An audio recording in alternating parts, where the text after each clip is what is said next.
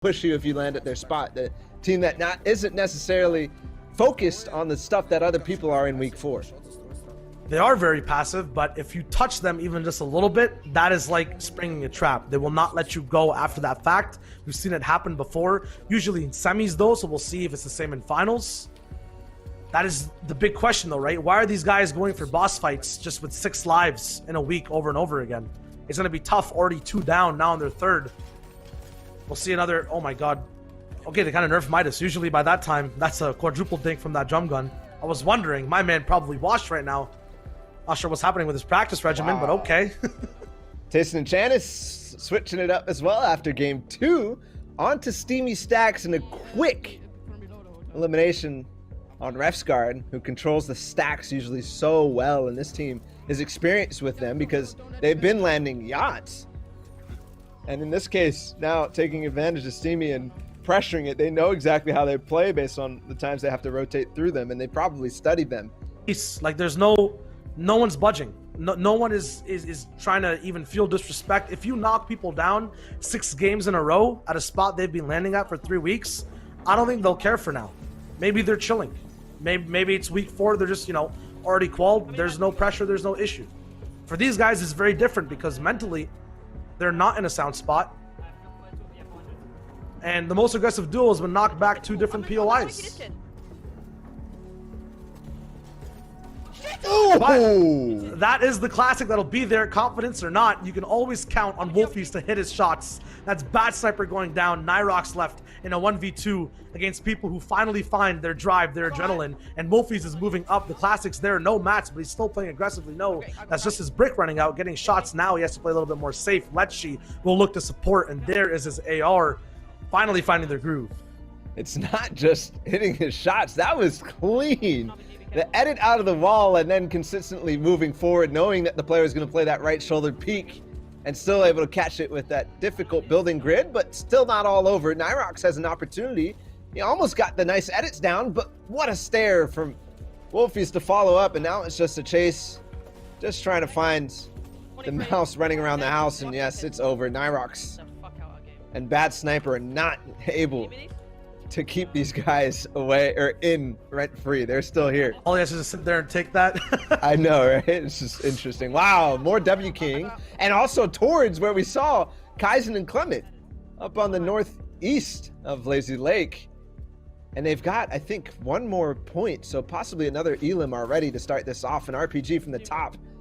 This is where things start to get good for Letchi and Wolfies. They start to get fired up. They start to get hype. They start to get rolling with the eliminations. It's definitely a scary thought. This is the first time in 2 weeks I've seen Wolfies throw an RPG and combo it off with a tactical shotgun in mid-game, and I feel like I'm at home. Was our, I believe, what was it, 3rd place or 2nd place team after game number 2.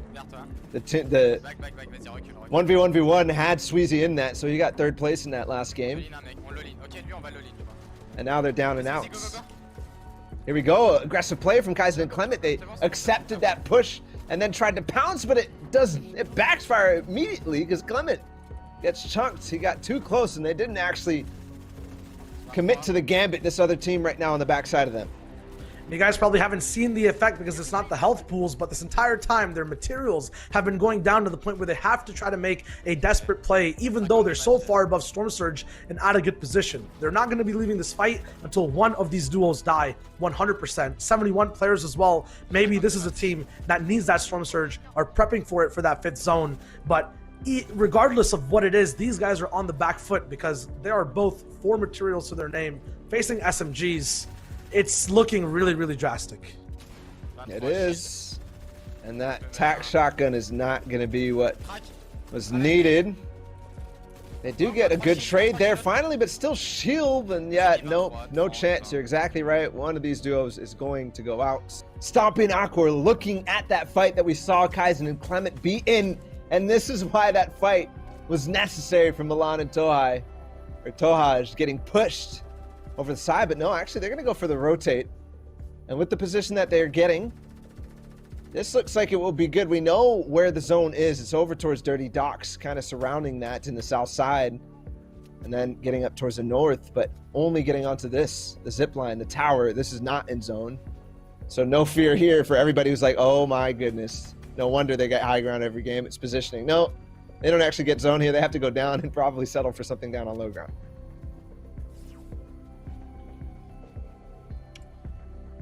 They'll have a little bit of a pedestal right now, though, just to shoot down from. So much information gathered. You'll notice that when you're watching mid-ground and low-ground teams, sometimes they're kind of looking 360 degrees over again. They're trying to find ways to be safe on rotation, but when you have this high ground position and then you rotate, you know exactly where teams are. You can pinpoint weak spots. You can identify dead sides of zones that you shouldn't be able to way late into the game.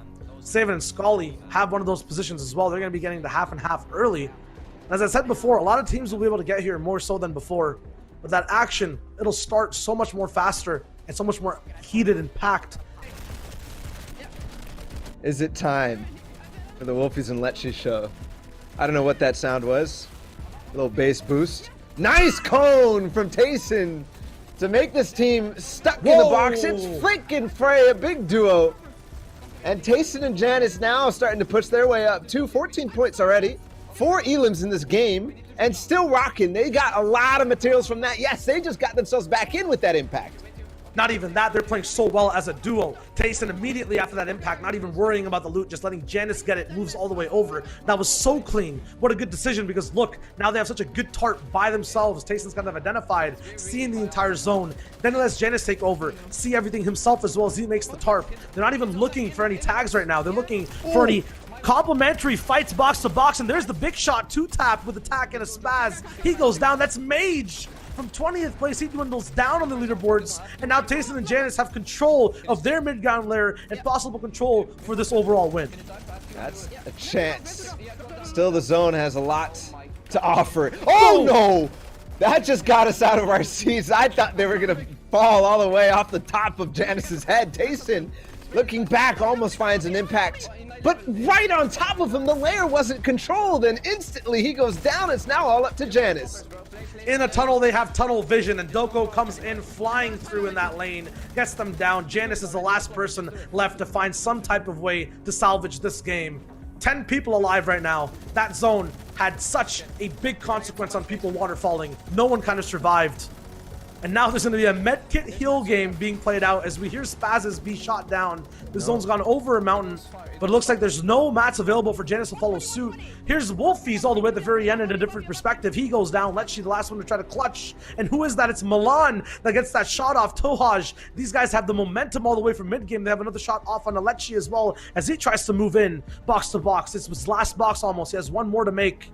And here's the box wall fight. He kind of dodges it. There's another med kit he can get. Does he have time to pop it? Possibly. But he can't. He has to move. That he does. No chance for it like the other player who was in zone there, and no builds. That means he only has to play the stairs. No angles for him to really work with. And now also possibly has to break through. Got to be careful. Only 2 ticks of zone is possible, and it's going up the hill. He does find some loot, but no, it just breaks through. And again, no materials, so he has to find the stairs too. This isn't just about finding a path, it's about finding stairs as well, finding some way to get himself up in elevation. It's not going to be possible. There's some stairs there, but no, a player from down below. That's the end for that. It's Aqua and Stompy again up on high ground when we switch to replay mode towards the end of the game. And this time it's not 2 kills that they have. It's already 4, and still 17 players alive. Still so much more to find.